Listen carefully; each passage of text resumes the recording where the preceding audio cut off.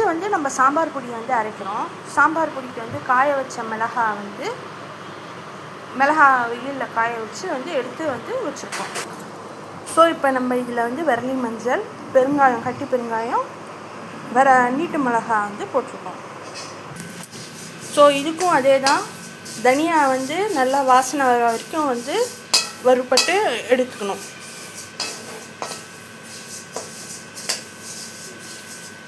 ஃபுல்லாக நம்மளால் இது பண்ண முடியாதுன்றதுனால கொஞ்சம் கொஞ்சமாக வந்து தனியாக போட்டு எடுத்துக்கிறோங்க. ஏன்னா அப்போ தான் வந்து அடிக்கான வந்து கலர முடியும்.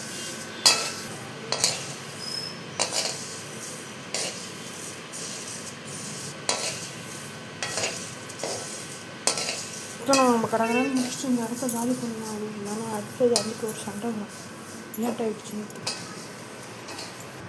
ஸோ நெக்ஸ்ட்டு வந்து மிளகு, அதுக்கப்புறமா வந்து சீரகம், இதெல்லாம் வந்து ரொம்ப வறுப்படணும்னு அவசியம் இல்லை.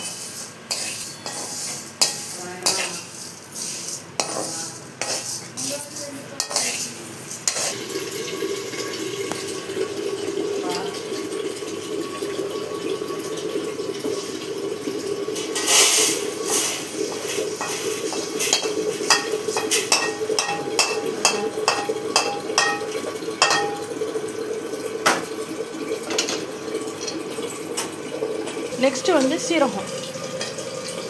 ஸோ சீரகம் வந்து லைட்டாக, ரொம்ப லைட்டாக வந்து இதுவானா போதும்,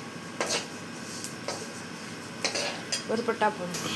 நெக்ஸ்ட்டு வந்து வெந்தயம் வந்து செவக்க வறுக்கணும். அப்போ தான் வந்து சாம்பார் பொடியில் வந்து வாசனை வந்து தூக்கலாக இருக்கும்.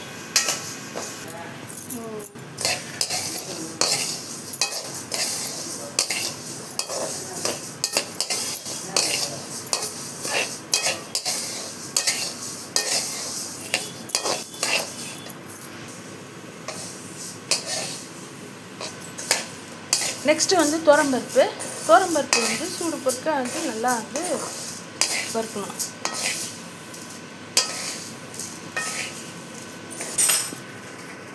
துவரம்பருப்பு வறுத்தாச்சு.